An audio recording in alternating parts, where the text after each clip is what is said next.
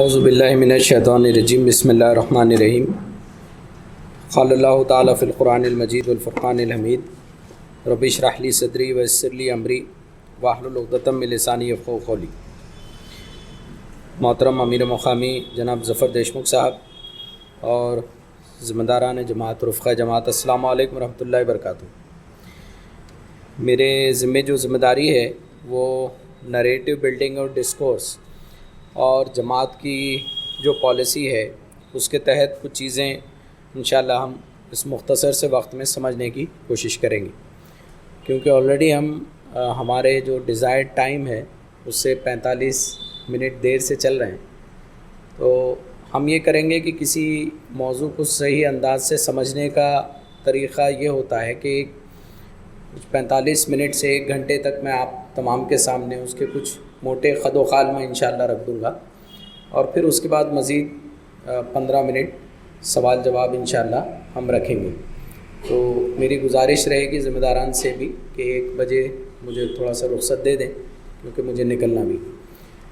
تو بہرحال ہم ہر میقات میں ایک میقاتی منصوبہ بناتے ہیں۔ 4 سال میں جماعت اسلامی اپنا ایک منصوبہ بناتی ہے، اور اس منصوبے کے تحت ہم ہر 4 سال جو ہے وہ کام کرتے ہیں۔ اس منصوبے کے علاوہ جماعت اسلامی کے پاس یا یہ منصوبہ بنانے کے لیے ہر 4 سال میں ایک لانگ ٹرم ڈاکیومنٹ ہوتا ہے، یعنی ایک لانگ ٹرم ویژن ہوتا ہے، 30 سالوں کا، 40 سالوں کا، 50 سالوں کا، اور وہ ویژن ڈاکیومنٹ کی روشنی میں بہت ساری چیزیں جو ہے وہ بنائی جاتی ہیں۔ تو ہر سال کی منصوبہ بندی بھی جو ہے اسی انداز سے ہوتی ہے۔ تھوڑا سا آپ لوگوں کو یہ بھی میں کیونکہ بہت سارے یہاں ہمارے ینگ رفقا ہیں، جماعت کے خواتین ہیں، یہ بھی آپ کو بریفلی بتا دوں کہ جماعت اسلامی کا جو یہ 4 سالہ منصوبہ بنتا ہے، یہ منصوبہ بنتا کیسے ہے؟ جماعت اسلامی کا یہ منصوبہ عام طور پہ ہم سمجھیں گے کہ بھئی یہ جماعت اسلامی کے رفقا، اس کی شورا مل کر بنا لیتے ہیں، لیکن اگر آپ دیکھیں تو یہ منصوبہ بنانے میں، یہ منصوبہ بندی میں پورا ایک پروسیس ہے جس کے تھرو جو ہے وہ جماعت گزرتی ہے۔ پروسیس یہ ہوتا ہے کہ نہ صرف ارکان جماعت سے مشورے مانگے جاتے ہیں، اس کی الگ الگ جو جماعت کی باڈیز ہوتی ہیں، الگ الگ سیکشنز ہوتے ہیں، وہ مشورہ دیتے ہیں، بلکہ ہم عام ملت میں بھی جاتے ہیں، اور ہندوستان کے کچھ نمایاں علاقوں میں ذمہ داران جماعت جاتے ہیں، اور اسائنڈ ایکٹیویٹی کے تھرو ملت کا جتنا بھی انٹلیکچوئل طبقہ ہے، ذہین طبقہ ہے، باعمل طبقہ ہے، باشعور طبقہ ہے، ان کی نشستیں بلائی جاتی ہیں، ان سے مشورے لیے جاتے ہیں کہ امت مسلمہ کی سچویشن کیا ہے، 4 سال میں کیا اہم چیزیں ہیں، 10 سال میں کیا امپورٹنٹ چیزیں ہیں جو ہم کو جن کا خیال رکھنا چاہیے۔ اور ہندوستان کے پورے علاقوں سے، چاہے وہ نارتھ ہو، ساؤتھ ہو، ایسٹ ہو، ویسٹ ہو، یہ مشوروں کو کلیکٹ کیا جاتا ہے۔ یہ مشورے پھر کلیکٹ ہوتے ہیں، اور پھر وہ مرکزی شورا میں جو ہے زیر غور آتے ہیں، ڈسکشن کرتی ہے شورا۔ اس کے علاوہ شورا کے اپنے اسائنمنٹس ہوتے ہیں، اور پھر بالآخر جو ہے امیر جماعت اور مرکزی مجلس شورا 4 سال کا ایک منصوبہ بناتی ہے۔ تو دراصل میں آپ کے سامنے یہ بات رکھنا اس لیے بھی ضروری ہے کہ ہم کو یہ بات سمجھ میں آئے کہ یہ جو پالیسی بنی ہے، یہ اصل میں ایک بہت تھاٹ پروسیس کے بعد بنتی ہے، بہت سوچ سمجھ کر، بہت ہر لحاظ سے اس پہ گفتگو ہوتی ہے، اور پھر یہ پالیسی بنائی جاتی ہے۔ اس پالیسی میں آپ دیکھیں گے جماعت اسلامی کی یہ جو میقاتی منصوبہ بنا ہے، تو جب یہ اس کی تفہیم اور تشریح وغیرہ ہوئی ہوگی تو یہ بات آئی ہے کہ ہماری اس پالیسی میں میقات کی، اس سال کی اس میقات کی پالیسی میں ایک بہت بڑا شفٹ ہے، بہت بڑی تبدیلی ہے کام کے اندازوں کو لے کر۔ تو میں آپ کو بتا دوں کہ یہ شفٹ کا کیوں یہ شفٹ آیا اور کیا وجہ تھی یہ شفٹ کو لانے کی۔ تو میقات کے خاتمے سے پہلے جماعت اسلامی نے پوری ایک ریسرچ چلائی، ڈاٹا کلیکٹ کیا کہ جماعت اسلامی جو کام کرتی ہے، ہمارے رفقا جو ہم کام کرتے ہیں، جیسے اورنگ آباد میں ہم کام کرتے ہیں، کوئی کیرلا میں کام کرتا ہے، کوئی راجستھان میں کام کرتا ہے، تو پورا پرفارما بنایا، فارمیٹ بنایا گیا، آن لائن اس کے رجسٹریشنز لیے گئے، اور یہ دیکھا گیا کہ جماعت اسلامی کے جو یہ کام ہو رہے ہیں، اب ڈاٹا کی روشنی میں یہ کام کیسے ہو رہے ہیں، کن چیزوں میں ہماری انرجی جا رہی ہے، کون سی چیزوں میں انرجی زیادہ لگ رہی ہے، کون سی چیزوں میں انرجی کم لگ رہی ہے۔ ہمارا نصب العین ہے فکر اسلامی کو جو ہے وہ عام کرنا، پبلک اوپینین بنانا، راہ عامہ کو ہموار کرنا۔ اس سے پہلے ہماری پالیسی جو بات کہتی تھی وہ یہ تھی کہ ہم جو انقلاب لانا چاہتے ہیں وہ انقلاب مولانا مودودی نے بھی کہا، وہ کسی جو ہے فورس کے ذریعے نہیں لانا چاہتے، ہم یہ انقلاب لانا چاہتے ہیں لوگوں کے ذہنوں کو بدل کر، لوگوں کی اوپینین کو بدل کر، لوگوں کی رائے کو بدل کر۔ اور ظاہر ہے اسی لیے تحریک اسلامی نے یہ کہا کہ یہ ایک لانگ ٹرم پروسیس ہوتا ہے۔ جب لوگوں کی رائے کو آپ بدلنا چاہتے ہیں تو رائے کو بدلنا ایک لمبا اور طویل سفر ہوتا ہے۔ تو جب یہ ڈاٹا کلیکٹ کیا گیا، یہ ڈاٹا جب لایا گیا، اس کو جب دیکھا گیا، پیش ہوا، وہ شورا میں پیش ہوا، کئی جگہ پیش ہوا، تو یہ بات سمجھ میں آئی کہ ہماری جو اکثر انرجیز ہیں وہ کچھ خدمت خلق کے کاموں میں بہت زیادہ لگ رہی ہے، ہماری انرجیز کچھ اور مزید کاموں میں لگ رہی ہے، دعوت کے کاموں میں لگ رہی ہے۔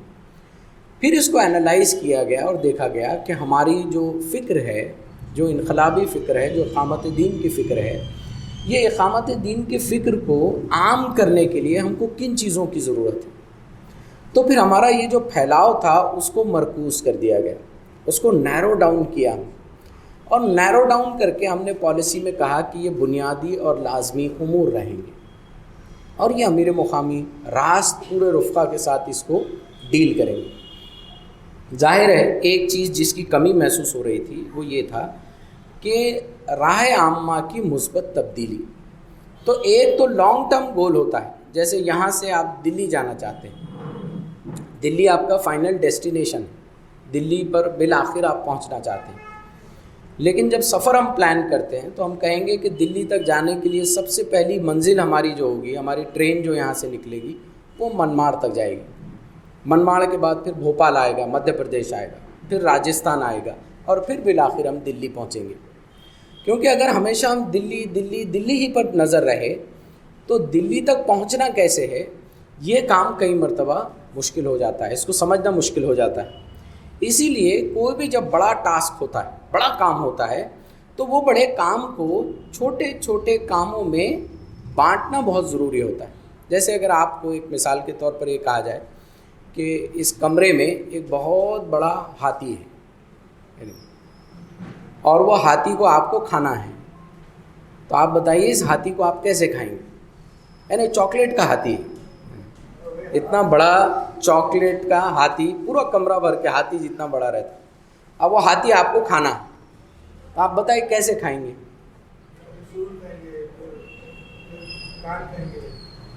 انگریزی کا یہ ایک مثال ہے، تو کہا جاتا ہے کہ you eat the elephant bit by but.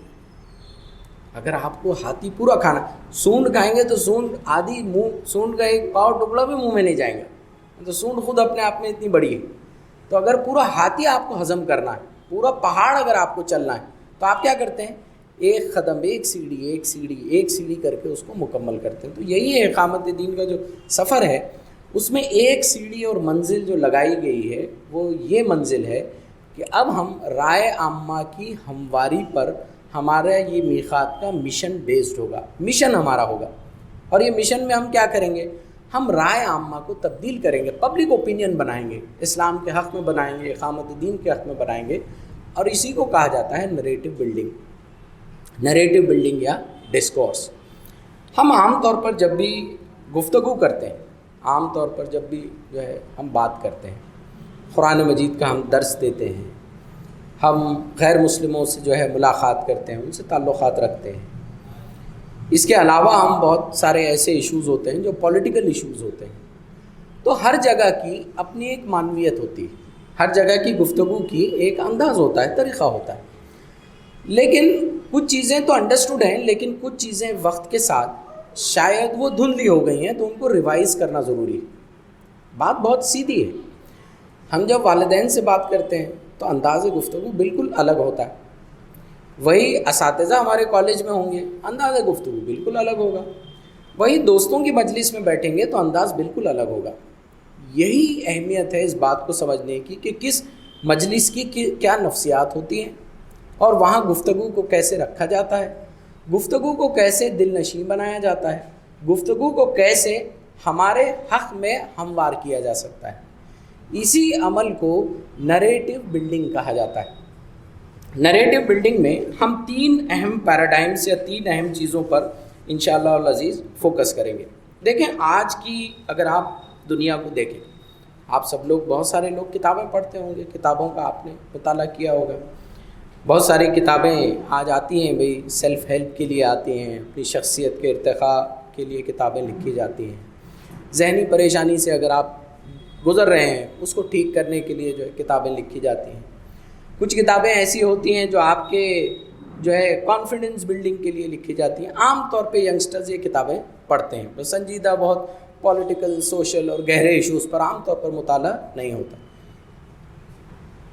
کچھ لوگ ہیں جنہوں نے بڑا کارنامہ کیا، بڑی کمپنی بنائی، ان کے بارے میں کتاب آتی ہے کہ بھئی اسٹیو جابس کی زندگی کیا تھی، فلاں کی زندگی کیا تھی، فلاں کی زندگی کیا تھی. تو دراصل میں یہ جتنی بھی کتابیں لکھی جاتی ہیں، اگر آپ نے کبھی ان کو پڑھا ہے تو آپ دیکھیں گے کہ ان میں مثالیں آپ کو ہر جگہ سے ملیں گی. آپ کو کرسچن فیتھ سے اس میں مثالیں مل جائیں گی، آپ کو ہندو مثالیں اس میں مل جائیں گی، آپ کو بدھزم سے اس میں مثالیں مل جائیں گی، آپ کو کرسچینٹی سے اس میں مثالیں مل جائیں گی، آپ کو قدیم یونانی مذاہب جو تھے یا طرز زندگی جو تھے، جن کو آج ہم اسٹوئسزم کہتے ہیں، اسٹوئک فلسفی ایک بڑی فلسفی انٹرنیٹ پہ بہت عام ہے، وہاں کی مثالیں آپ کو مل جائیں گی، ہے نا. چاہے آپ بچوں کی تربیت کیسے کریں، ازدواجی تعلقات کیسے بنائیں، سکسیزفل زندگی کیسے گزاریں، کامیاب کیسے ہوں. لیکن یہاں پر اسلام کی نمائندگی ہی نہیں ہے. اب سوال آپ سے یہ ہے کہ اس کی وجہ کیا ہے؟ آپ کو کیا لگتا ہے؟ مطلب پوری دنیا دشمنی سے بابا اسلام کی، اس کی وجہ کیا لگتی ہے آپ؟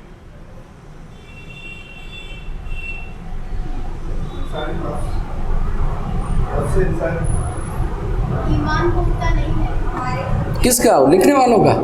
وہ بیچارے غیر مسلم ہی ہے نا. نہیں، انہوں نے کیوں نہیں مثالیں لی ہم سے؟ بھائی انہوں نے، ایک امریکہ کا آتھر وہ بدھزم کی مثالیں لیتا ہے، وہ جو ہے اسٹوئسزم کی مثالیں لیتا ہے، وہ بھگوت گیتا سے مثالیں لیتا ہے. ہماری تہذیب سے وہ مثالیں نہیں لیتا ہے یا بہت کم لیتا ہے. ٹھیک ہے، اوکے. اور اس کو آپ بتا سکتے ہیں، اگر یہ سوال کو ہم انٹرنلائز کر کے اپنے آپ سے پوچھیں، مطلب بھائی آسان زبان میں بولیں تو ہم کسی ایک میلے میں گئے ہیں، وہ 4 اسٹالس لگی ہوئی ہیں، ایک اسٹال ہماری بھی ہے نا. لوگ آئے ہیں اس میں، لوگ 3 جگہ سے چیزوں کو لے رہے ہیں، ہم سے نہیں لے رہے ہیں. کیا وجہ؟ یس، ہم نے اپنے آپ کو، اپنی کتاب کو، اپنے فگرز کو، اپنے پروفٹس کو، اپنی مورل ٹیچنگز کو اس انداز میں پیش ہی نہیں کیا کہ یہ تمام انسانوں کے ہیں. جس طرح سے وہ گوتم بدھا کو سب انسانوں کے فگر کے طور پر پیش کیا جاتا ہے، آپ بولیں کسی ہم نے پیش کیا ہے. اس کی وجہ کیا لگتی ہے آپ کو؟ کیوں ہوا ایسا؟ کہ ہم ابراہیم علیہ السلام کو اس انداز سے نہیں پیش کر پائے. جیسے دیکھیں آپ کرسچینٹی میں جیزس کو جیسے وہ پیش کرتے ہیں، کامن فگر بنا کے پیش کرتے ہیں. جوز اپنے پروفٹس کو بالکل کامن فگرس، ان کی مثالیں آپ کو غیر مسلم اور ہر کوئی دیتا ہوا نظر آئے گا، مسلمانوں کی مثالیں نہیں دیتے ہیں. کیوں ہے ایسا؟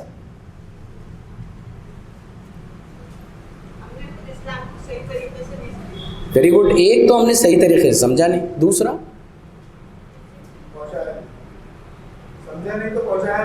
سمجھا نہیں اس لیے پہنچایا نہیں. اور جی کوتاہیاں ہیں. دیکھیں ہماری جو پوری ڈسکورس ہے، اسلامی ڈسکورس یا جو ہم اسلام پڑھتے ہیں، وہ بہت زیادہ جکڑا ہوا ہے فقہ سے، اصولوں سے، عقائد، اور کہاں آپ جو ہے اخلاقیات کی بحثوں سے. آپ صحابہ کی زندگی کو کچھ انالائز کرتے ہیں، جیسا مولانا مودودی نے کیا خلافت و ملوکیت میں، تو کیا ہوا؟ فتویٰ لگ گیا، عظمت صحابہ کو برقرار نہیں رکھا. کہیں عظمت آڑے آتی ہے، کہیں فقہ کا اصول آڑے آ جاتا ہے، کہیں کچھ آڑے آ جاتا ہے. تو ان اصولوں کو، ان قرآنی اصولوں کو، ان تمام اصولوں کو سمجھنا بہت ضروری ہے. کیونکہ جب تک ہم ان کو سمجھیں گے نہیں، روٹ سے سمجھیں گے نہیں کہ کہاں پر حد تھیولوجی کی ہے، عقیدے کی حد کہاں ختم ہوتی ہے اور عقیدے کے باہر کہاں چیزیں کامن ہو جاتی ہیں، اس کو جب تک ہم نہیں سمجھیں گے تب تک ہم اپنے عقیدے اپنے فلسفے زندگی کو عام نہیں کر پائیں گے. یہ سب سے بڑا چیلنج ہے اس کا، سب سے بڑا چیلنج ہے. اور یہی چیلنج کے نتیجے میں ہمارا ڈسکورس اور نریٹو جو ہوتا ہے، جو بیانیہ ہوتا ہے، وہ متاثر ہوتا ہے. اچھا، لیکن ایک ہمارا بیانیہ کا ایک حصہ ہے جو آج بھی کامن ہے، ویسٹ اس کو قبول کرتا ہے. وہ کیا ہے؟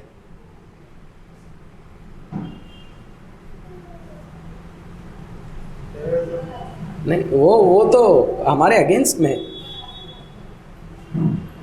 ایک بیانی کے حصے کو وہ لیتے ہیں.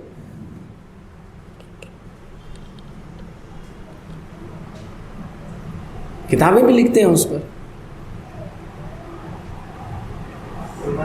کہاں سے لیتے ہیں وہ؟ ٹھیک ہے، سیرت سے تو لیتے ہیں. نہیں، قرآن سے تو نہیں، اتنا نہیں لیتے ہیں. ایک تھاٹ پروسیس ہے ہمارے اسلام کی سمجھ کا، ایک طریقہ ہے اسلام پہ عمل کرنے کا، ہم کہہ سکتے ہیں. وہاں سے بہت زیادہ ویسٹ لیتا ہے. کون سی ٹریڈیشن سے لیتا ہے؟ ہاں، صوفیزم سے لیتے ہیں، صوفی تعلیمات سے لیتے ہیں. آپ دیکھیں گے ویسٹ میں وہ کتابیں لکھیں گے تو مولانا رومی کی مثال ضرور دیں گے. وہ کتاب لکھیں گے تو کسی بزرگ کا قول ضرور لکھیں گے.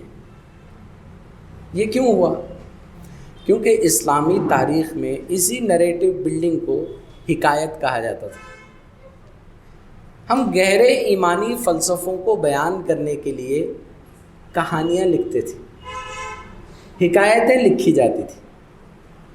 اور جب وہ حکایتیں پڑھی جاتی ہیں، کیونکہ حکایت ایک ایسی چیز ہوتی ہے، کہانی ایک ایسی چیز ہوتی ہے، اس کے ساتھ انسان کا بہت گہرا تعلق بن جاتا ہے، اور پھر کسی گہرے فلسفے کو سمجھنا انتہائی آسان ہو جاتا ہے. کرسچن آتھرس میں ایک بہت مشہور آتھر ہے، اس کا نام ہے پاولو کویلو. آپ نے پڑھی ہے اس کی کتاب؟ پاولو کویلو کی ایک بہت مشہور کتاب، نہیں پڑھی ہے تو ضرور پڑھیں. بہت شاندار کتاب ہے. اس کی ایک کتاب ہے، وہ بتا سکتا ہے؟ الکیمسٹ. جانتے ہیں کتاب کس فلسفے پر ہے؟ یہ فلسفہ تقدیر پر لکھی ہوئی کتاب ہے. کیونکہ لاطن امریکہ سے آیا اسکالر ہے، تو پوری کرسچینٹی کو اس نے کس پیرائے میں بتایا، کس انداز سے بتایا؟ فلسفہ تقدیر کے اعتبار سے بتایا. اب ہم دیکھ رہے ہیں کہ کچھ لٹریچر اسلامی دنیا میں آ رہا ہے. پہلے بھی آیا، بہت کم آیا، لیکن اب آ رہا ہے. آپ نے کتاب مصحف پڑھی ہے؟ یہ بیانیہ کا سب سے خوبصورت انداز ہے. قرآنی فلسفے کو سمجھنے اور سمجھانے کا بہت شاندار، بہت لطیف انداز ہے. تو جو کام کرنا ہے دراصل میں وہ اس طرح کا کام کرنا ہے. جو کام کرنا ہے، ایک کتاب اور ہے اس میں، اگر آپ چاہتے ہیں کہ مادہ پرستی کے فلسفے کو سمجھائیں اور اسلام کا فلسفہ رکھیں مادہ پرستی کے اگینسٹ میں کیا رکھتا ہے، تو آپ کتاب پڑھیں لا حاصل. خوبصورت انداز سے سمجھائے گی یہ کتاب. ایک ناول کا انداز ہے، اس میں کردار ہیں جو میرے اور آپ کی طرح لگتے ہیں، اور گہرے ایمانی اور قرآنی فلسفوں کو ہم ان کو سمجھاتے ہیں اور لوگوں کے لیے عام کرتے ہیں. تو نریٹو اور پبلک اوپینین بلڈنگ سے جو مراد ہے وہ یہ ہے کہ ہماری جو کمپلیکس اصطلاحات ہیں، ہماری جو اتنی بڑی بڑی ریٹورکس ہیں، تحریک میں جب ہم لکھتے ہیں تو ان اصطلاحات کو بڑے عام فہم انداز میں، بہت آسان انداز میں، ایکسیپٹیبل فارمیٹ میں جو ہے اس کو پیش کیا جائے. اب قرآنیات کے ڈسکشن کو لے لیں کہ قرآنیات میں اس کی سپیس کہاں ہے. جیسے ایک بہت اچھا پروگرام مہاراشٹر میں جو ہے پچھلی میقات میں ہم نے شروع کیا تھا، وہ یہ تھا کہ غیر مسلموں کے لیے قرآن مجید کا درس، کتھا پٹھن ہے نا، بہت اچھا انداز ہے، نیا تجربہ ہے. غیر مسلم اگر بیٹھے گا تو آپ اس کے سامنے کیا رکھیں گے، کیا فلسفہ رکھیں؟ اب ہم کیا ہوتے ہیں، ہم دعوت کے چکر میں اتنے قبض سے کے مریض ہو جاتے ہیں کہ ہم لوگوں کو لگتا ہے کہ کتنی جلدی ہم بس یہ توحید رسالت عقیدت اگل دیں تو ہم نے دعوت کا حق ادا کر دیا. دراصل میں دعوت کا حق ادا کرنے سے زیادہ ہم نے کسی انسان کو دور کر دیا. ہم یہ سمجھ نہیں پائے کہ ہم جب اس کے پاس جاتے ہیں تو وہ کیا فلسفہ لے کر بیٹھا ہے، ہمارے تعلق سے کیا سوچتا ہے، ہم جب جائیں گے تو اس کو یاد ہوگی، یہ مسلمان آئے گا نا تو یہ رٹی ہوئی لائنیں بولے گئے، یہ قرآن ہاتھ میں تھما دے گا، مجھے عزت سے لینا ہے، وہ لے جا گھر میں رکھ دے گا۔ ایک مراٹھا کے لیڈر ہیں، ان سے ملاقات ہوئی تو وہ بتا رہے تھے، ڈاکٹر صاحب یار بولے اب اتنے جمع کر لیے، بولے ہم لے جاتے، اور آپ لوگ آتے بولے اسٹیج پہ ہم کو تھما دیتے، بولے ہم لے جاتے گھر میں رکھ دیتے۔ نہیں بہت اچھی بات ہے، ہم بہت احترام کرتے اس کا، مگر آپ کامن ایشوز پہ بات کریے نا۔ لیکن ہم اس کے دیے ہوئے اس فیڈ بیک کو سمجھنا ہی نہیں چاہتے ہیں۔ ہم یہ سمجھتے ہیں کہ ہم نے جو چیز اپنے ذہن میں ڈال دی ہے بس وہی عین ہے۔ ہم کو ضرورت اس بات کی ہے کہ ان قرآنی فلسفوں کو عام کیا جائے، جیسے کسی گھر میں والدین کا احترام، والدین کے ساتھ بچوں کا سلوک، بھائی بندوں میں، رشتہ داروں میں، بھائی بہنوں میں جو ہے ایک جہتی ہو، یہ کسی بھی گھر کا ایشو ہوتا ہے، مسلم ہو غیر مسلم ہو کوئی ہو، یہ بہت بڑا ایشو ہے۔ آپ بتائیے قرآن کی ایسی کون سی مثال کا آپ درس یا سٹوری بنا کے ان کے سامنے پیش کریں گے؟ کوئی ایک مثال بتائیں۔ یوسف علیہ السلام کا قصہ، سورہ یوسف کو ایک سٹوری میں ڈال دیں گے، آپ کہانی بنا دیں گے۔ ارے آپ کو سنائیں 12 بھائیوں کی کہانی،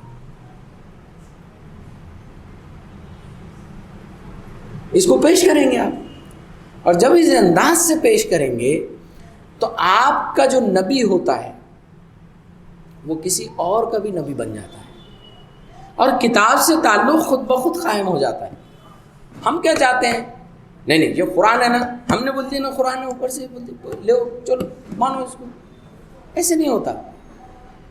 آپ کے انداز کو، آپ کے بیانیوں کو صحیح انداز سے رکھنا بھی ضروری ہے۔ اسی لیے آپ دیکھیں کہ پہلی جو تفسیریں لکھی جاتی تھیں، تفاسیریں جو لکھی جاتی تھیں، خاص طور پر امام رازی کی اگر آپ جو تفسیر پڑھیں، اس کو ام التفاسیر بھی کہا جاتا ہے، اس کو اگر آپ پڑھیں تو اتنی قیمتی مثالیں جو ہیں ہم کو اس میں ملتی ہیں، بڑی قیمتی مثالیں۔ امام رازی جو ہے کانسیپٹس کو سمجھا رہے ہیں آیت کے اندر، پھر وہ بہت فلاسافیکل ڈبیٹ میں چلے جاتے ہیں، بہت گہرا فلسفہ بیان کرتے ہیں، بہت گاڑھا فلسفہ، پھر نیچے آتے ہیں اور ایک کہانی بیان کرتے ہیں، اور اس گاڑے فلسفے کو ایک کہانی سے بہت آسانی سے سمجھا دیتے ہیں۔ یہ ہماری کتب تفسیر اور ہمارے لٹریچر کا یہ حکایتیں بہت اہم حصہ رہی ہیں۔ ان کو سمجھنا، ان کے نریٹیوز کو سمجھنا اور اس نریٹیو کو جو ہے عام لوگوں تک لے کر آنا، یہی دراصل میں ہمارا یہ جو میقاتی مشن ہے، وہ مشن جو ہے ہمارے لیے امپورٹنٹ اہمیت جو ہے وہ رکھتا ہے۔ کیونکہ آج کے دور میں آپ دیکھیں نریٹیو آرک دراصل میں جو ہوتی ہے یہ اپنے آپ میں ایک فن ہے، اس پہ کئی کتابیں لکھی گئی ہیں کہ کہانی آپ کیسے بولیں، نریٹیو کیسے کریں، ڈسکورس کیسے کریں، اور یہ فن کے اندر کچھ چیزیں آتی ہیں۔ انشاءاللہ مرکز میں بھی بہت ساری چیزوں کی پلاننگ چل رہی ہے، اس کے کچھ تربیتی کیمپس ہوں گے، ٹریننگ کیمپس ہوں گے، اس کا مواد آئے گا، مزید تفصیلات انشاءاللہ اس میں آئیں گی، لیکن اس کا بہت زیادہ تعلق پبلک اوپینین بلڈنگ سے ہے۔ پبلک اوپینین بلڈنگ یہ جو فن ہے، اس کو سب سے اچھے انداز سے اگر کسی نے آج کے دور میں کیپچر کیا ہے، جو ریسرچ کرتی ہیں، وہ ایڈورٹائزنگ کے اوپر کام کرنے والی کمپنیاں ہیں۔ ایک کمپنی جو ایڈورٹائز بناتی ہے، وہ 1 منٹ کا، 2 منٹ کا، 3 منٹ کا، اس پر کئی گھنٹوں، کئی ہزاروں گھنٹوں کی ریسرچ ہوتی ہے، بہت گہری ریسرچ ہوتی ہے۔ کیا لفظ استعمال کیا جائے، کون سی میوزک بیک گراؤنڈ میں ڈالی جائے، کیا لفظ بولا جائے، اسکرین پر کیا چلے گا، آپ کی ٹارگیٹڈ آڈینس کیا ہوگی، اس کو آپ کیسے ہٹ کریں گے۔ ہم عام طور پر دیکھتے ہیں کہ شاید یہ جو مثال ہے یہ ماڈرن دور کی مثال ہو، لیکن قرآن مجید کا اگر آپ مطالعہ کرتے چلیں، قرآن مجید کا جو انداز ہے وہ اتنا یونیک انداز ہے کہ اس خوبصورتی سے وہ کہانیاں بیان کرتا ہوا چلتا ہے فلسفوں کے درمیان۔ فلسفہ بتایا جائے گا، توحید، رسالت، آخرت کا، بنی اسرائیل کی کہانی شروع ہو جائے گی، اسی فلسفے کو پھر کہانیوں سے دہرایا جائے گا، پھر فلسفہ بتایا جائے گا، ریاست کا بتایا جائے گا، معاشرت کا بتایا جائے گا، معیشت کا بتایا جائے گا، پھر قارون کا تذکرہ آئے گا، فرعون کا تذکرہ آئے گا، اور وہ تمام کہانیاں آئیں گی، بہت خوبصورت انداز سے آئیں گی۔ ظلم، زیادتی، ناانصافی، سوشل جسٹس، اس کے بڑے بڑے پرنسپلز، فلاسفیکل پرنسپلز بتائے جائیں گے. پھر قرآن مجید بڑی خوبصورتی سے موسیٰ اور فرعون کا قصہ بیان کرے گا، ان کے درمیان کے ڈائلاگس کو بیان کرے گا. قرآن مجید تھیولوجی پر یعنی ایمانیات پر گفتگو کرے گا، آخرت کی زندگی پر گفتگو کرے گا، اور اچانک سے جو ہے ایک تصوراتی، جس کو ہم کہہ سکتے ہیں ایک سین ہمارے سامنے آ جائے گا. سین کیا ہوگا؟ آخرت کا سین ہے، آخرت برپا ہو گئی ہے نا. اور پوری وہ جو امیج ہے، ایسا لگتا ہے کہ پوری ایک مووی ہمارے سامنے چل رہی ہے، پوری ایک داستان جو ہے ہمارے سامنے بیان ہو رہی ہے. بجلی کی کڑک ہے، گھنا اندھیرا ہے، پورا سین ڈسکرائب ہوتا ہے، آدمی اس میں کھو کر رہ جاتا ہے قرآن مجید میں. تو ہم کو یہ سمجھنا بہت ضروری ہے کہ قرآن مجید کے ان نریٹیوز کو، قرآن مجید کے ان انداز کو اسی اوریجنلٹی کے ساتھ نہ صرف ہم سمجھیں بلکہ ہم اس کو آگے لے کر کیری بھی کریں. دیکھیں جیسے بچوں کے لیے ہم عام طور پر لکھتے ہیں، تو آپ دیکھیں اس سے پہلے ہم ایک چیز پر آتے ہیں کہ ظاہر ہے دور حاضر آپ تمام جانتے ہیں کہ اپنے آپ میں وہ کچھ نمایاں خصوصیتیں رکھتا ہے. پریزنٹ ڈے یا پریزنٹ ٹائمز جو ہوتی ہیں اس کی اپنی خصوصیتیں. ہم جس دور میں ہیں، جس کو ہم ریالٹی کہتے ہیں، ہے نا، حقیقت یہ ایک بہت بڑا سوال ہے. حقیقت کیا ہے؟ جس ریالٹی میں ہم رہتے ہیں. پہلے کے زمانے میں یہ تھا، خبریں بہت دیر سے آتی تھی، پرنٹ فارمیٹ میں آتی تھی، پھر ٹیلی ویژن آیا، ٹیلی گراف آیا، ریڈیو آیا، پھر ٹیلی ویژن آیا، اس کے بعد انٹرنیٹ آیا. انٹرنیٹ یا first version of internet launch ہوا. اچھا، میں آپ سے اگر سوال پوچھوں کہ آج ہم کون سا ورژن انٹرنیٹ کا استعمال کر رہے ہیں؟ 5 ہے؟ نہیں، وہ تو نیٹ ورک ہے 5G، وہ انٹرنیٹ تھوڑے ہی ہے، وہ نیٹ ورک ہے 5G. انٹرنیٹ از WWW یعنی ورلڈ وائڈ ویب. اس کا کون سا ورژن ہم استعمال کر رہے ہیں آج؟ جب آیا تو ورژن نمبر 1 تھا، اب کون سا ورژن ہے؟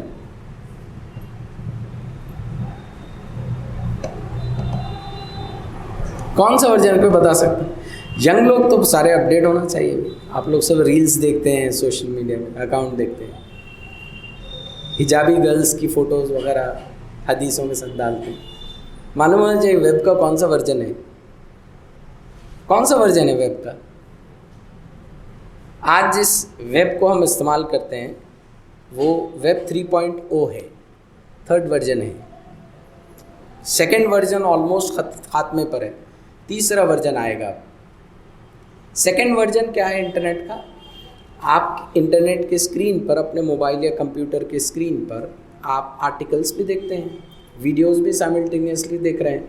انٹریکٹیو ہے وہ پلیٹ فارم، یہاں سے یہ امیج آ جاتی ہے، وہاں سے وہ ایڈ آتا ہے، وہاں سے یہ چیزیں آتی ہیں.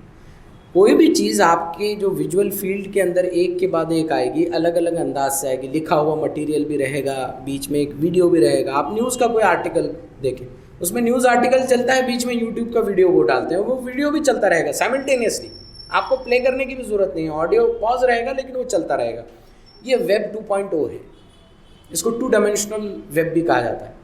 ویب 3.0 کیا ہے معلوم ہے آپ کو؟ یہ آرٹیفیشل انٹیلیجنس اور ورچوئل ریالٹی کا ورلڈ ہے. اب یہ اتنا گہرا آئے گا یہ ریلز کی دنیا سے، اور یہ ورچوئل ڈیوائسز جب آئیں گے، اسی لیے انٹرنیٹ کی سپیڈ کو بڑھایا جا رہا ہے. 5G جو آئی ہے وہ اسی وجہ سے. جتنی تیز انٹرنیٹ سپیڈ ہوگی آپ اس کو اتنا ایکسیس کر پائیں گے، اس کو جو ہے لے پائیں گے. تو یہ جو ورچوئل ریالٹی ہے، آپ جاتے ہیں پروزون کی اگر مال میں آپ نے گئے تو وہ چشمہ لگا دیتے ہیں، اور وہ چشمہ لگا کے وہ گیئر سے آپ کیا کرتے ہیں؟ ورچوئل گیمز کھیلتے ہیں. صرف یہ نہیں ہے ریالٹی. اب انٹرنیٹ کیسا ہوگا؟ آپ کے ہاتھ میں واچ ہو گئی، واچ میں آپ ایک بٹن دبائیں گے، وہ بٹن کے ذریعے یہاں پہ ساری چیزیں آپ کو دکھیں گی. آپ نے یہاں ایسے کلک کیا تو بٹن کلک ہو جائے گا. آپ کے چشمے میں کچھ چیزیں ہوں گی، آپ دبائیں گے، یہاں اسکرین ہوا میں دکھے گا آپ کو. آپ نے ہوا میں ایسے کلک کیا وہ آ جائے گا. یہ ویب 3.0 ہے. ویب 3.0 ایک قسم کا امرزو پلیٹفارم ہے. آپ جب جائیں گے اس میں وہ ایک قسم کا ہپنوسس کریٹ کرتا ہے, آپ اسی میں کھوئے ہوئے رہتے ہیں. کیونکہ یہ سارے جو پلیٹ فارمز بنائے گئے ہیں یہ دنیا کے بہت ذہین دماغوں نے بنائے ہیں اور گہری میڈیکل ذہن کی ریسرچ کو لے کر بنائے ہیں, ہیومن برین کی بہت انڈرسٹینڈنگ کے بعد بنے ہیں, نیورو کی بہت گہری انڈرسٹینڈنگ, کون سے کیمیکلز ریلیز ہوتے ہیں, کیا ریلیز ہوتا ہے. تو وہ جو ڈوپامین آپ ویڈیوز میں دیکھتے ہیں نا, اس کا بہت گہرا تعلق ہے اس, کیونکہ جنہوں نے اس کا ایجاد کیا انہوں نے اسی چیزوں کا خیال رکھتے ہوئے وہ ایجاد کیا اور بنایا. ورنہ کیوں گوگل میں مخصوص 4 کلر ہی ہیں؟ اس کی وجہ ہے وہ برین کو اس طرح سے اسٹیمولیٹ کرتے ہیں کہ کوئی ایک مخصوص کیمیکل اس سے ریلیز ہوتا ہے. تو جب یہ ویب 3.0 آئے گا تو اپنی کہانی, اپنا نریٹو, اپنا بیانیہ اس کو پیش کرنا اس انداز میں, یہ چیلنج رہے گا. یہ چیلنج ہے نریٹو بلڈنگ اور پبلک اوپینین بلڈنگ کا, کہ آپ قرآنیات کے ڈسکورس کو اس اسپیس میں لے کر جائیں. یوٹیوب کی آپ کو سمجھ ہو, سوشل میڈیا پلیٹ فارمز کی آپ کو سمجھ ہو کہ ٹویٹ لکھ کے کیسے جاتے ہیں. ٹویٹ, ریل, یوٹیوب کا ویڈیو بالکل مختلف چیزیں ہیں. یہ ایک نہیں ہیں, بالکل الگ ہیں, بالکل الگ نفسیات پر کام کرتی ہیں. پھر آیا ہے آپ کا کیا آیا, چیٹ جی پی ٹی آیا نا, آپ سب لوگ یوز کرتے ہیں نہیں کرتے؟ بتائیے چیٹ جی پی ٹی کی کوئی آئیڈیالوجی ہے یا نہیں ہے, کیا لگتا ہے؟ چیٹ جی پی ٹی صرف ایک سائنٹیفک ٹول ہے یا چیٹ جی پی ٹی جو ہے وہ ایک آئیڈیالوجیکل ٹول ہے؟ کیا لگتا ہے؟ چیٹ جی پی ٹی یا اے آئی کا جتنا بھی سسٹم آ رہا ہے وہ آئیڈیالوجیکلی نیوٹرل ہے یا آئیڈیالوجیکلی لوڈڈ فنومینا ہے؟ میں نے جو اب تک چیک کیا تھا تو کچھ چیزوں پہ وہ کنٹرول کرتا, تو کہیں نہ کہیں اس کو بریک لگایا گیا. اس کی اپنی آئیڈیالوجی ہے یا نہیں ہے؟ ہے تو کیوں ہے, نہیں ہے تو کیوں؟ دونوں چیزیں ہو سکتی ہیں. کلاس فیملی پہ کوشچن ہے نا, اس کو روک دو. بولیں گے ہم یہ شروع کر رہے ہیں ایک آئیڈیالوجی کے تحت وہ ڈیولپمنٹ کر رہے ہیں. یس, ان کی آئیڈیالوجی کے تحت وہ ڈیولپمنٹ کر رہے ہیں. مطلب کیا؟ اچھا, اے آئی کا پلیٹ فارم کیسے چلتا ہے؟ آپ نے اے آئی سے سوال پوچھا, چیٹ جی پی ٹی سے سوال پوچھا, آپ کو جواب دیتا ہے. وہ جواب کہاں سے ڈھونڈ کے دیتا ہے؟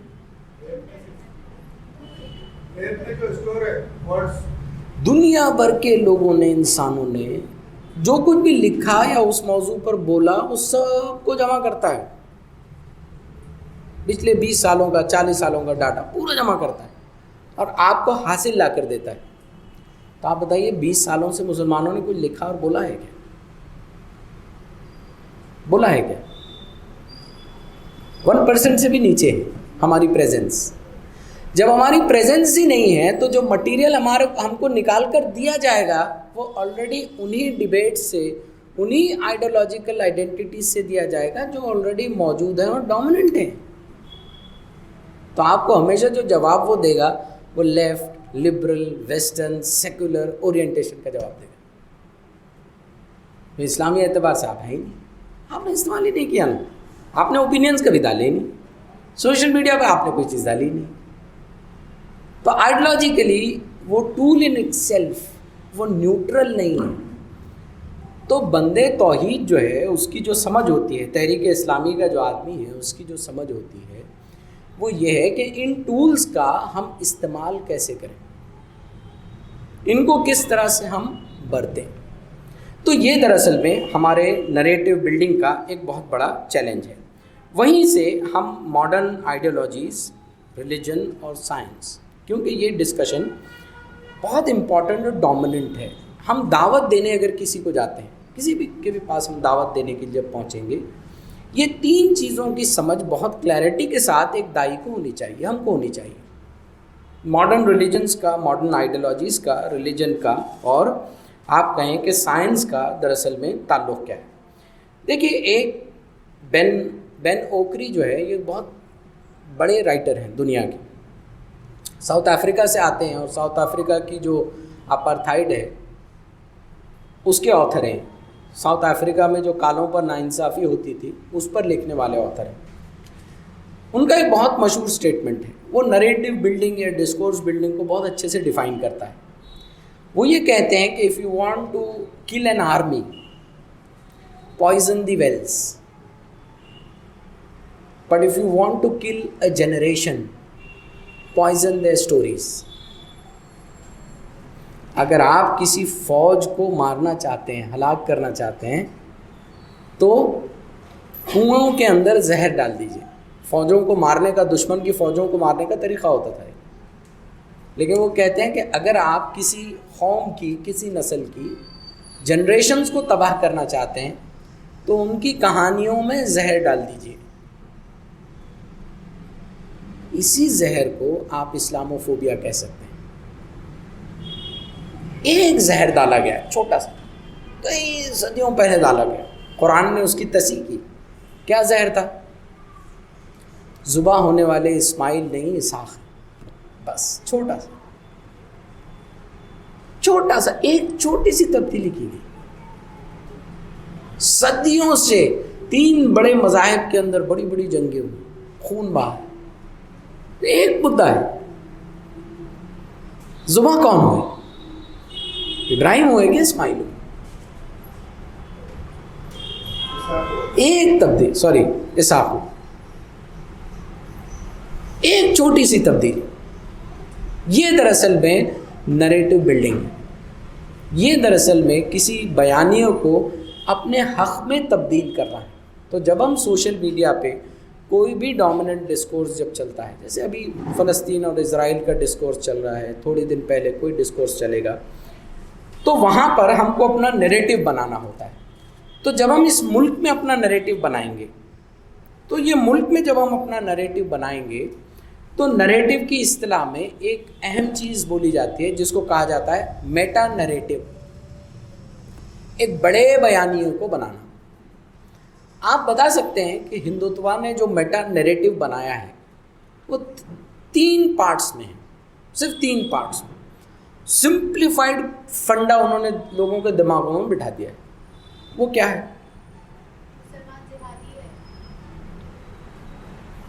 پوری ہندوتوا آئیڈیالوجی کو ایکسپلین کر دیتا ہے.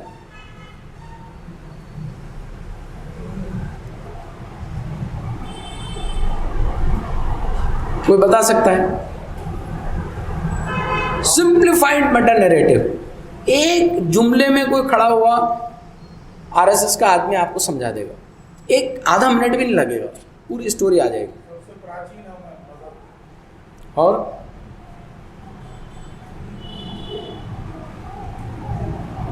بہت سمپل ہے. ان کا دیکھو یہ جو ہماری سبھیتا تھی، سناتن سبھیتا، ہندو کا سب سے قدیم، اور ہم یہاں کے سب سے قدیم لوگ تھے. پھر کیا ہوا؟ مغل آئے، ہم کو برباد کیا. اب پھر ہمارا امرت کال آیا. بس 3 ہی جملے، پورا فلسفہ ہندوتوا آپ کے سامنے صاف انداز. ہمارا ایک روشن ماضی تھا، ہندو سویلائزیشن تھی. مسلمان آئے، انہوں نے ہم کو کولونائز کر دیا، اور اب ہم کو موقع ملا ہے ہندو سویلائزیشن. 3 سٹیپس بتا دیا. آئیڈیا آف انڈیا آپ کے سامنے پوری آئیڈیالوجی کے ساتھ. اب آپ کو یہ بتانا ہے کہ مسلمانوں کا آئیڈیا آف انڈیا کیا ہے، اور یہی کام کو نریٹو بلڈنگ اور ڈسکورس کہا جاتا ہے. کہ بھارت کا جو تصور آپ دینا چاہتے ہیں، جس انڈیا کو آپ تصور کر رہے ہیں، وہ کیا ہے. اگر آپ اپنے آپ کو سمجھ لیں تو وہ فرسٹ سٹیپ ہے جو ہمارا ہو چکا. سیکنڈ سٹیپ ہے اپنی آڈینس کو کیسے سمجھائیں. یہ بہت امپورٹنٹ سٹیپ ہے، اور یہیں پر کئی مرتبہ ہم یہ بھول جاتے ہیں کہ دراصل میں دعوت دین جب ہم دینے نکلتے ہیں تو یہ دعوت دین کے پورے مرحلے کو کیسے انجام دیا جائے، کیونکہ کئی مرتبہ بہت سادگی کے ساتھ ہم ان جو ہے چیزوں کے اندر چلے جاتے ہیں۔ تو آپ دیکھیں کہ یہ پوری جو دعوت دین کی اور یہ پوری جو نفسیات ہے اس میں کچھ ماڈرن آئیڈیالوجیز آتی ہیں۔ ایک ماڈرن آئیڈیالوجی آتی ہے جس کو ہم کہہ سکتے ہیں ڈاروینزم، فلسفہ، ڈاروین کا فلسفہ۔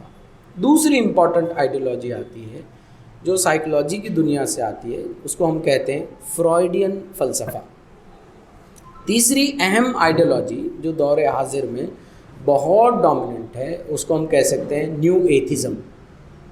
یہ تین چیزوں کا مشرن ہے۔ آج کا کوئی بھی ینگسٹر جو ہوگا یہ تین خیالات اور تصورات سے بھرا ہوا ہوگا۔ آپ اس کو سمجھانے کچھ چیز جائیں گے تو اس کے ذہن میں پہلے کوئی چیز بیٹھی ہوگی، اور اس کے ذہن میں کیا بیٹھی ہوگی؟ دیکھیے ڈاروین کا جو فلسفہ ہے وہ کس کا فلسفہ ہے؟ کون سے سبجیکٹ سے ریلیٹڈ ہے؟ میتھمیٹکس کا فلسفہ ہے، فزکس کا ہے، سائنس کا ہے؟ سائنس کا فلسفہ ہے، ٹھیک ہے، اوورٹلی۔ اس کا تعلق بایولوجی سے ہے نہیں، بایولوجی سے تعلق ہے۔ اکنامی سے اس کا کوئی لینا دینا ہے کیا؟ نہیں۔ پولیٹیکل سائنس سے اس کا لینا دینا ہے کیا؟ سوشالوجی سے اس کا لینا دینا ہے کیا؟ لیکن کیا ہوا؟ انلائٹنمنٹ کے دور میں جب یورپ میں، ویسٹ میں انقلابات ہوئے اور روشن خیالی جو ہے جب آئی، انلائٹنمنٹ کا جب دور آیا تو اس سائنس کے فلسفے کو نریٹو بلڈنگ کے ذریعے ہر ایک برانچ میں پہنچا دیا گیا۔ اسی لیے آج آپ ماڈرن آتھرس کو پڑھیں گے، یووال نوآ ہریری کو پڑھیں گے تو وہ کہاں سے شروع کرتے ہیں؟ Evolutionary psychology, evolutionary political science, evolutionary sociology, evolutionary psychiatry میں بھی گھس گیا ہو، ایولیوشنری سائیکیٹری، ایولیوشنری فلاں، ایولیوشنری ڈم کا کہاں سے آیا؟ اوور ایئرز ایک بایولوجی کے فلسفے کو ماڈیولیٹ کیا گیا، ماڈیفائی کیا گیا اور پبلک ڈسکورس کا پارٹ بنایا گیا، اور یہ یوں ہی نہیں ہوا۔ اس کی ابتدا میں آپ جائیں، موقع نہیں ہے میرے پاس تفصیل رکھنے کا، لیکن اس کی ابتدا میں آپ جائیں گے تو آپ کو معلوم چلے گا کہ بہت سارے ایسے لیکھک تھے، رائٹرز تھے جنہوں نے ناولز لکھی۔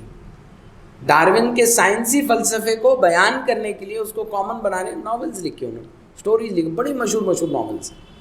وہ پبلک سائیکی پر جو ہے وہ آ کر جم گئی۔ آج بھی سائنس کی دنیا اس کو ڈسپروو کر چکی ہے، لیکن فلسفہ ڈاروین پوری آب و تاب کے ساتھ موجود ہے۔ آج کوئی کہانی کی کتاب یا کوئی ماڈرن آتھر کی آپ کتاب پڑھیں، وہ کتاب کی شروعات کہاں سے کرتا ہے؟ وہ شروع کرتا ہے ہم پہلے ہنٹر گیدررز تھے، ہے نا، ہنٹر گیدررز تھے، اس کے بعد پھر وہ ایگریکلچر سیکھے، پھر یہ آیا، پھر وہ آیا، پھر وہ آیا۔ پھر یہ ایولیوشنری بایولوجی کا آئیڈیالوجیکل ورژن ہے۔ ہم کو سمجھنا یہ ہے کہ ہم اپنے بیانیے کو، کس کے بیانیے کے؟ کریشن کے بیانیے کو۔ سب سے پہلی چیز، پہلا سوال کیا ہے؟ کریشن کا سوال ہے، تخلیق کا سوال۔ پیدا کس نے کیا؟ دنیا پیدا کیسے؟ انسان پیدا کیسے ہوگا؟ اس کا ہمارے پاس ایک فلسفہ ہے۔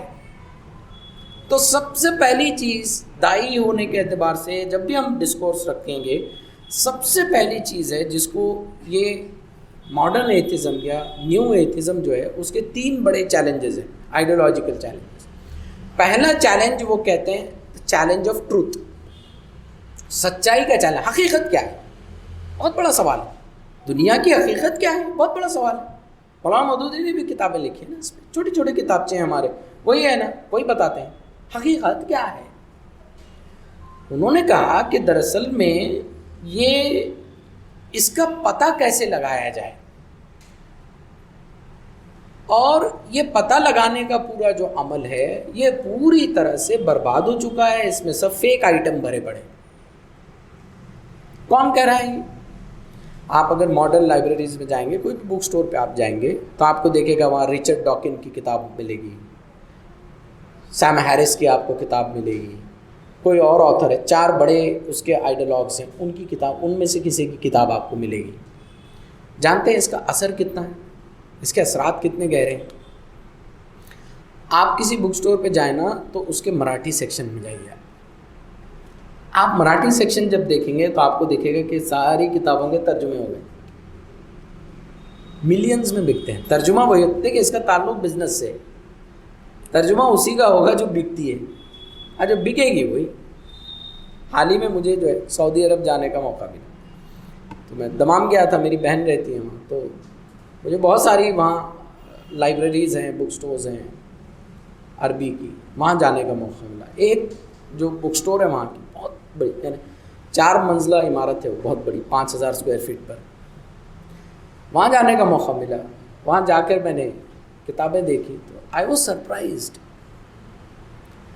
نیو ایتھزم کی جو کتابیں ہیں اس کے عربی میں جو ترجمے ہیں, فلڈز پڑے ہیں, ڈھیر گٹھے پڑے ہیں, بک رہے ہیں. عرب کا نوجوان پڑھ رہا ہے اس کو. وہ عرب جو بدعت بدعت بدعت بدعت کہتے تھکتے نہیں,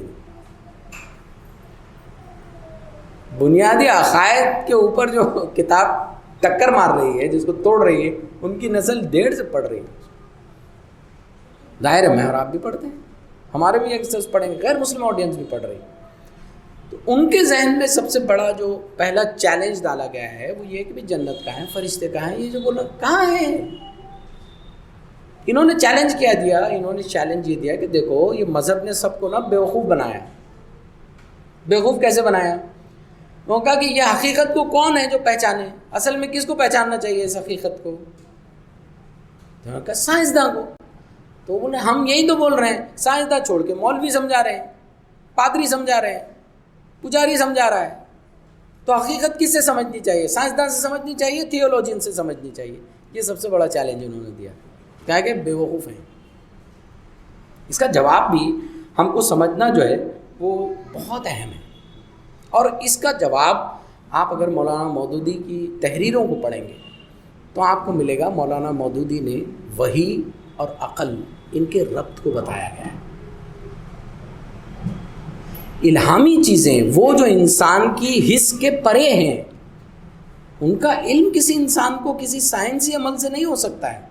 وہ ایسا حقیقت کا وہ وجود ہے جس تک پہنچنا انسانی حواس کے بس میں نہیں ہے. انسانی حواس کے بس میں کون سی چیزوں تک پہنچنا ہے؟ وہ جو ہمارے محسوسات کی دنیا میں ہم کو نظر آتی ہیں. اسی لیے اللہ نے کیا کہا, پہاڑ کو دیکھو, بارش کے نظام کو دیکھو, تمہاری تخلیق کو دیکھو, ماں کی پیٹ میں بچہ کیسا پیدا ہوتا ہے, یہ دیکھو, سب سائنسی حقیقتیں ہیں. جانتے ہیں اس کو سب سے پہلے کس نے بیان کیا تھا؟ یہ چیلنج زمانے قدیم میں بھی اٹھا تھا, مولانا مودودی نے وہاں سے اخذ کیا ہے, لیا ہے. اصطلاحات بھی وہی ہیں. جانتے ہیں سب سے پہلے کون ہے آدمی؟ سب سے پہلے آدمی میں کیا خوبصورت لکھا ہے, امام رازی رحمۃ اللہ علیہ. امام رازی وہ پہلی شخصیت ہیں تاریخ کی جنہوں نے یہ ویسٹرن آئیڈیالوجیز کا مقابلہ کرتے ہوئے پہلی مرتبہ انہوں نے یہ اصطلاح دی. کیونکہ وہ وہی دور تھا نا, امام غزالی, امام رازی, وہ کیا کر رہے تھے؟ ارسطو کے, پلوٹو کے, ان کے فلسفوں کو دیکھ رہے تھے, سمجھ رہے تھے, جواب لکھ رہے تھے. فلسفے کس چیز پر بیسڈ ہے؟ ریشنلٹی پر بیسڈ ہے. ریشنلٹی کا چھوٹا بچہ ہے سائنس. تو امام رازی نے کیا کہا؟ امام رازی نے اس کے لیے اصطلاحات دی. کیا اصطلاح دی؟ عقل اور نقل آپ نے کہا, وحی اور نقل آپ نے کہا. اسی اصطلاح کو مولانا مودودی نے استعمال کیا, اسی ڈیبیٹ کو بہت ریفائن کیا اور ایک ماڈرن مائنڈ کے سامنے پیش کیا کہ یہ جو ماڈرن سائنٹیفک چیلنج ہے, جدید تعلیم یافتہ ایک ذہن کے سامنے جو چیلنج ہے, یہ چیلنج کو کیسے ہم سمجھیں گے. دوسرا امپورٹنٹ چیلنج جو وہ دیتے ہیں وہ کیا ہے؟ اس چیلنج کو کہا جاتا ہے کانسیکوینسز کا چیلنج. وہ کہتے ہیں دیکھو یہ جو سب قصے کہانیاں لکھے ہوئے ہیں نا, ان کی کوئی سائنسی حقیقت تو ہے نہیں, تو پورا کریٹ کیا ہوا فساد ہے. اور اس کے نتیجے میں کیا ہوا؟ انسان اور انسانی تاریخ میں انسانوں کو صرف تباہی اور بربادی ملی ہے. اس کا کانسیکوینس یہ ہوا. کیا ہوا؟ ریلیجن کے نتیجے کئی سائنسدانوں کو مار دیا گیا. انہوں نے کہا یورپ میں کرسچینٹی کی وجہ سے. وہ کرسچینٹی کا بدلا ہوا بگڑا ہوا ورژن تھا, اندھ وشواسی ورژن ہم کہہ سکتے ہیں کرسچینٹی کا. انہوں نے کہا دیکھو کروسیڈز ہو گئی ہیں, دنیا میں اتنی تباہی مچ گئی. کس وجہ سے؟ اسی وجہ سے. انہوں نے کہا دیکھو یہ جو ہے وار آن ٹیررزم آ گیا، پوری دنیا کو پریشان کیا ہو. تو اس طرح کا جو حقیقت کا جواب اگر ہم لیں گے اس کا نتیجہ یہ ہوگا، نتیجے کا چیلنج. پھر اسی سے آگے بڑھ کے وہ تیسرا چیلنج دیتے ہیں جو وہ یہ کہتے ہیں کہ میننگ چیلنج، یعنی معنی کا چیلنج. وہ یہ کہتے ہیں کہ ریلیجن نے دراصل میں ہم کو اس بات سے برین واش کیا ہے. کیا کیا ہے؟ آپ آج ماڈرن لٹریچر جتنا بھی پڑھتے ہیں تو کیا چیزیں ملتی ہیں آپ کو؟ کتابیں ملتی ہیں. کن چیزوں پر؟ ہیپینس پر، how to be happy in life, meaningful life, happy life, اس میں ملتی ہیں نا کتابیں. آپ اس کو پڑھیں گے نا، اس کی ڈیپتھ میں یہی فلسفے ہیں. وہ یہ کہتے ہیں کہ جو میننگ چیلنج ہے دراصل میں ریلیجن نے ہم کو کیا کیا؟ بے وقوف بنایا کہ دیکھو دنیا میں اگر آپ خوش رہنا چاہتے ہیں اور مطمئن رہنا چاہتے ہیں اس کا صرف ذریعہ مذہب ہے، مذہبی کتاب ہے. یہ سب سے بڑا جھوٹ ہے. اچھا اس کے لیے وہ جسٹیفیکیشن کیا دیتے ہیں، جواز کیا دیتے ہیں، کہاں سے لاتے ہیں اس کو؟ تو وہ جواز یہ دیتے ہیں، وہ یہ کہتے ہیں کہ آپ آج دیکھ لیجئے ترقی یافتہ کون ہے اور لوٹا پٹا کون ہے. جتنے مذہب کے ماننے والے معاشرے ہیں، نہ ڈھنگ سے کپڑا ہے، نہ روٹی ہے، نہ مکان ہے، لوٹے پیٹے لوگ ہیں. اور دیکھیں جتنے بھی ایتھیزم کو ماننے والے لوگ ہیں ساری ڈیولپڈ سوسائٹیز ہیں، وہاں پر خوشی ہے، وہاں پر بلڈنگز ہیں، وہاں پر یہ ہے، وہاں پر وہ ہے. اب ایک آسان سا آدمی نوجوان اس کو پڑھے گا تو چکر میں آ جائے گا. لیکن ترقی اور اطمینان زندگی کا یہ عمارتوں میں نہیں رہتا ہے، وہ انسان کی شخصیت میں رہتا ہے. وہ اطمینان قلب آپ کو صرف وہی کے تعلق ہی سے آ سکتا ہے، کیونکہ انسان کی شخصیت کی تخلیق دو چیزوں سے ہوئی. وہ دو چیزیں کیا ہیں؟ ایک جسم ہے جو مادی وجود ہے، اور ایک روح ہے جو روحانی وجود ہے. جب تک اس روح کو آپ غذا نہیں دیں گے وہی کی، آپ کے اندر زندگی اور حیات ہو ہی نہیں سکتی، مطمئن آپ ہو ہی نہیں سکتے. اسی لیے بڑی پاش سی بلڈنگ، بڑی ایستھیٹک باغ، بہت اچھا پلے گراؤنڈ، بہت اچھی مال، لوگ دنوں رات جا رہے ہیں لیکن ڈپریشن کا شکار ہیں، سوئسائڈز کر رہے ہیں، مینٹل النیسز ان کو گھیری ہوئی. دنیا بھر کا ڈاٹا ہے. اس چکا چوند پنجرے کے اندر قید ہے انسانیت. لیکن ایک مذہب کا ماننے والا فلسطینی لے لیجئے، بدحال ہے، اس کے پاس کچھ نہیں، جان و مال کی اتنی تباہی، لیکن اس کے چہرے پر ایک اطمینان ہے. مینٹل النیس سے پریشان نہیں ہے، وہ اپنے لائف میں گھبرایا ہوا نہیں ہے. یہ صرف مذہب ہی سے آ سکتا ہے، وہ رب صرف وہی کے تعلق ہی سے آ سکتا ہے. تو دراصل میں یہ وہ جو کچھ چیلنجز ہیں جن کو ہم کو سمجھنا جو ہے وہ بہت ضروری ہے. اس کے علاوہ کچھ سوشو پولیٹیکل سیناریوز ہوتے ہیں، بہت شارپ پولیٹیکل ڈیبیٹس ہوتی ہیں، نیریٹیوز ہوتی ہیں جو ٹی وی اور میڈیا پر آتی ہیں. بہرحال ان کا بھی اپنا ایک انداز ہوتا ہے، ان کے پیچھے بھی اپنا ایک فلسفہ ہوتا ہے. وہ فلسفے کو بہت مختصر انداز میں جو ہے ہم بیان کریں گے اور بہت مختصر سے اس کو جو ہے ہم سمجھنے کی جو ہے وہ کوشش کریں گے. تو آپ دیکھیں کہ جتنا بھی پبلک اوپینین بنایا جاتا ہے، رائے بنائی جاتی ہے، وہ اگر میں آپ سے ایک سوال پوچھوں کہ وہ کس بنیاد پر بنتی ہے؟ لوگ جو بھاگتے ہیں چیزوں کے پیچھے، یا کراؤڈ کسی اوپینین کو قبول کرتا ہے یا بھاگتا ہے، وہ کس چیز کے نتیجے میں بھاگتا ہے؟ ریشنلٹی کے نتیجے میں بھاگتا ہے یا ایموشن کے نتیجے میں بھاگتا ہے؟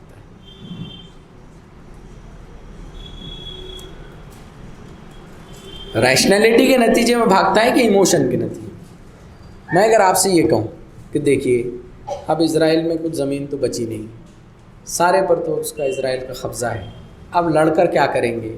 صلح کر لیجئے، جو مل رہا وہ لے لیجئے. بہت پریکٹیکل اور ریشنل بات لگے گی نا، لیکن کوئی قبول کرے گا؟ کیوں نہیں قبول کریں گے؟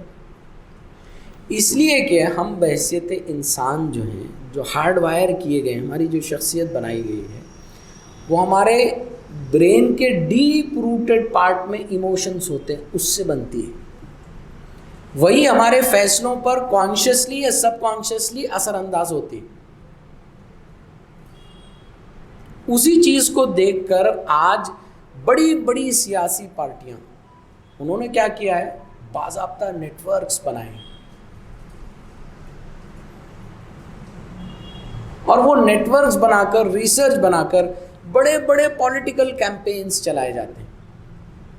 ان پولیٹیکل کیمپینز کے پیچھے نفسیات ہوتی ہیں اور وہ نفسیات کے پیچھے پبلک اوپینین بلڈنگ کے پیچھے ایموشنز ہوتے ہیں.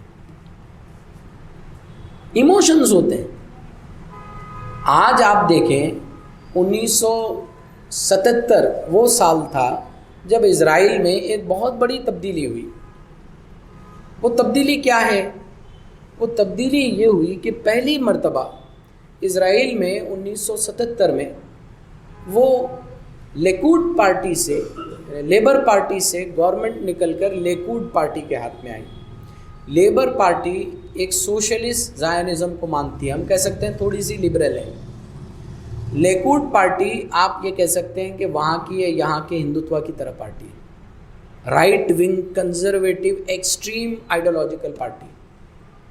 کیا ہوا 77 کے بعد 67 کے وار کے بعد جب وہ آئے وہاں سے لے کے آج تک میجرلی وہی پاور میں رہے ہیں.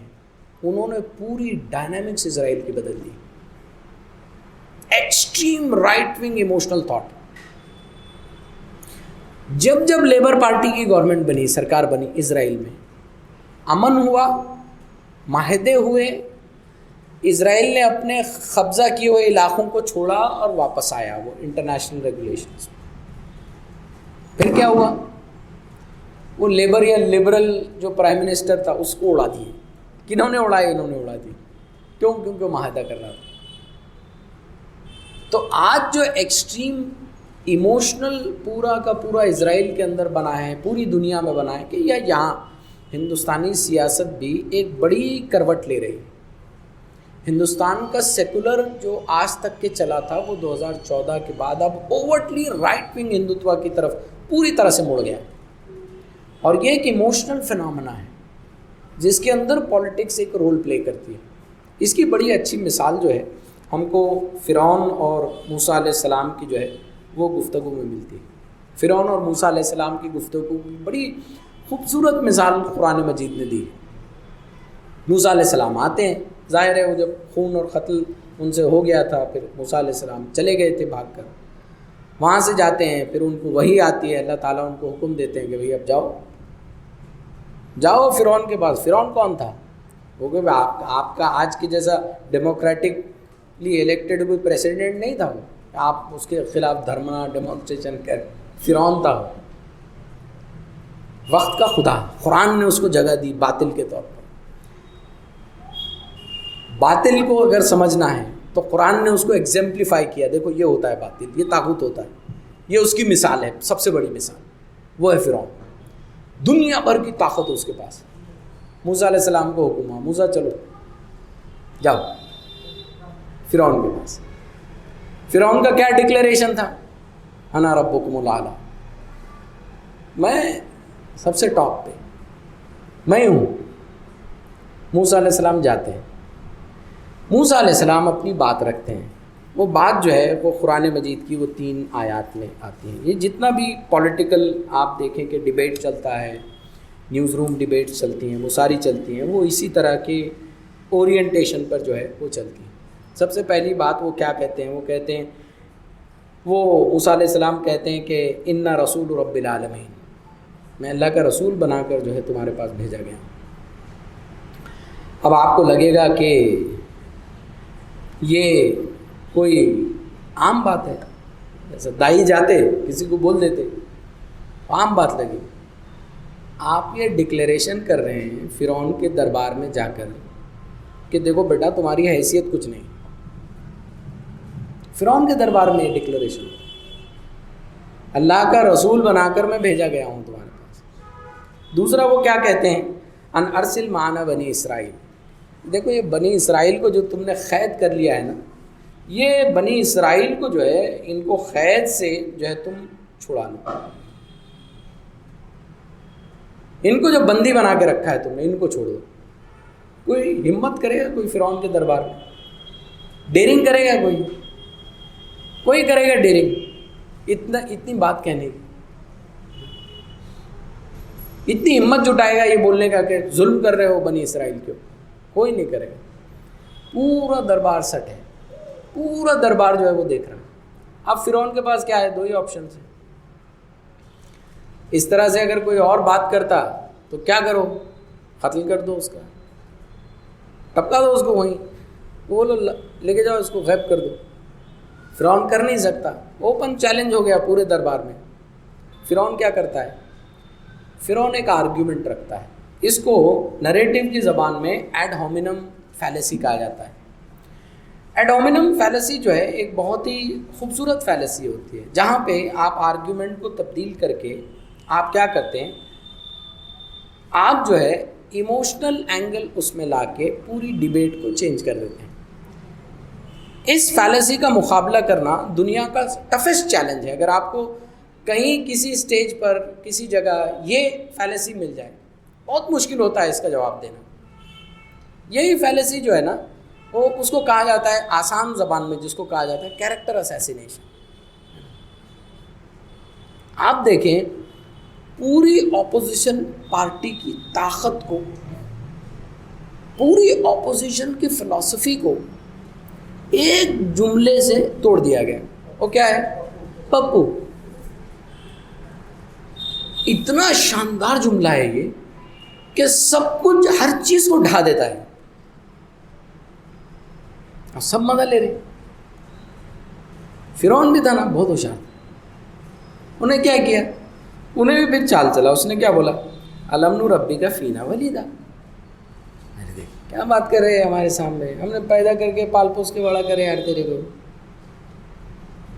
ہم کو بول رہا تو ربک العالمین اور ہم ظلم کر رہے بنی اسرائیل پہ. کیسی فیلیسی, آپ کیا جواب دیں گے؟ الم نربک فینا ولیدا ولبثت فینا من عمرک سنین. ارے تم کو پالے پوسے بڑا کرے. پھر نہیں, وہ تو ابراہیم علیہ السلام کی. تو پھر کیا کیے؟ پھر وہ کہتا ہے کہ وفعلت فعلتک التی فعلت. پھر دوسرا جو ہے وہ موسیٰ علیہ السلام کو جو ہے ہنٹ دیتا ہے. کیا ہنٹ دیتا ہے؟ بیٹے وہ جو مرڈر کر دیا ہم نے نپٹائی کہ نہیں تم کو, ای ڈی ہم نے بھیجے کہ ای ڈی تمہارے پاس سیٹل کرے نا ہم نے تم کو برابر. اشارے میں بولتا ہے, ڈائریکٹ نہیں بولتا. دیکھ پہلے کیا کرا؟ ایموشنل اٹیک دیا, بعد میں کیا کیا؟ دھمکا دیا. حساب میں دھمکایا ہے کہ نہیں. پھر جو ہے موسیٰ علیہ السلام جو ہے پھر اس کا جو ہے وہ جواب دیتے ہیں.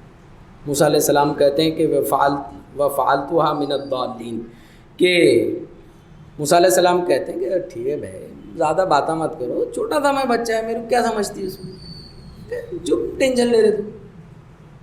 جب تم ایسے غنڈے کے سب میرے پیچھے پڑے تھے ڈر کے بھاگ گیا تھا میں, بچہ تھا کیڑا بنا رہے تھے. عام زبان میں تو قرآن کی وہی زبان ہے, اس کو اگر آپ عربی کو بریک ڈاؤن کریں گے نا تو یہی نکلے گا. اس کے بعد جو موسیٰ علیہ السلام جو ہیں وہ جو آرگیومنٹ دیتے ہیں غیر معمولی آرگیومنٹ دیتے ہیں. وہ کہتے ہیں کہ وَتِلْكَ نِعْمَةٌ تَمُنُّهَا عَلَيَّ أَنْ عَبَّدْتَ بَنِي إِسْرَائِيل. اچھا یہ اتنا سارا دیے تو بنی اسرائیل پہ ظلم کریں گے آپ؟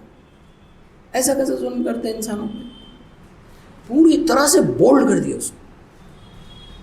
یعنی جو آرگیومنٹیشن ہوتی ہے اور جو پولیٹیکل بحث جب ہوتی ہے تو پولیٹیکل بحث کو کیسے جو ہے ایڈریس کیا جاتا ہے, اس کے لیے آرٹیکلز کیسے لکھے جاتے ہیں, نریٹو کیسے بنایا جاتا ہے.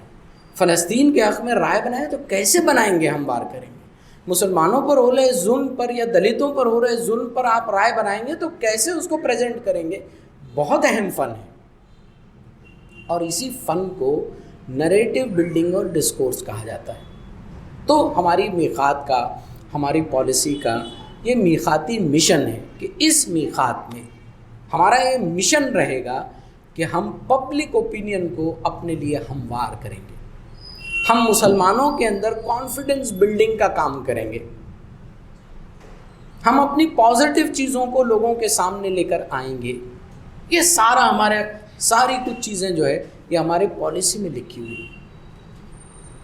لیکن اگر ہم بہت ڈائریکٹلی بہت پلینلی اس انداز سے چلے جائیں، دیکھیں ہر جگہ کی اپنی ایک نفسیات ہوتی ہے، ان نفسیات کو سمجھے بغیر وہ بے دھڑک ہوتا نا، بے دھڑک کہیں بھی گزرے، کہیں بھی دھوم مچا رہے، اس طرح سے چلے جائیں تو یہ ہمارے اگینسٹ میں کاؤنٹر پروڈکٹیو پالیسی کے طور پر ہمارے اس میں آتی ہے.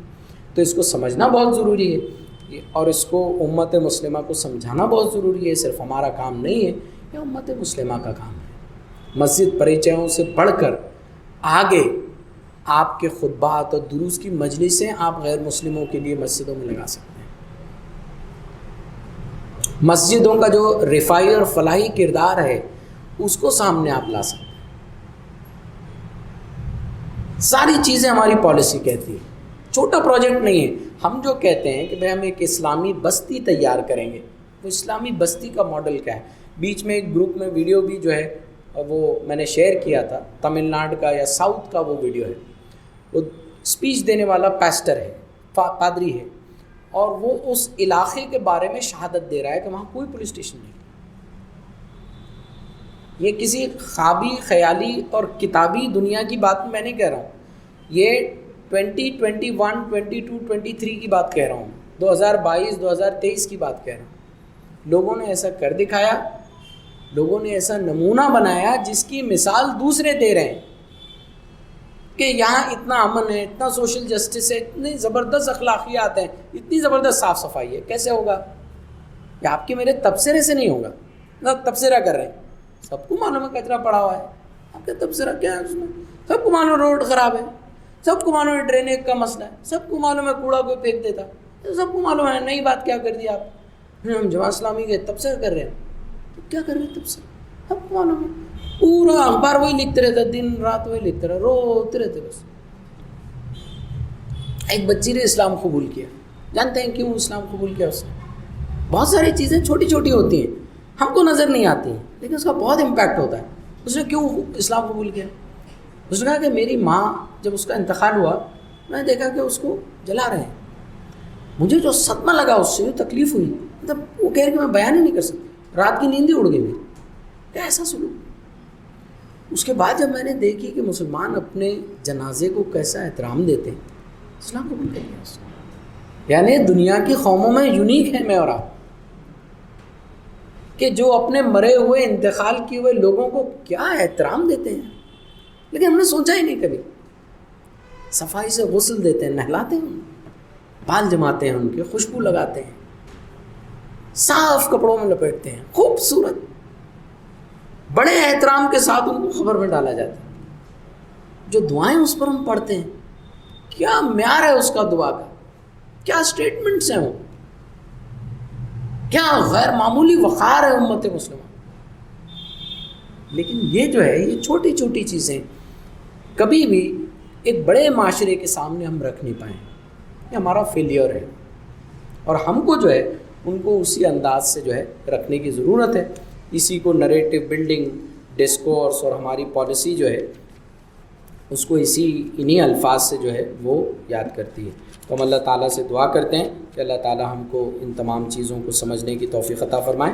اللہ تعالیٰ جو ہے ہم سے دین کی خوب خدمت لے. اللہ تعالیٰ جو ہے ہم کو اور تحریک اسلامی کی خدمت کرنے کی توفیق عطا فرمائے. قولوا قولی ھذا استغفر اللہ ولکم. جزاکم اللہ خیر. السلام علیکم ورحمۃ اللہ وبرکاتہ.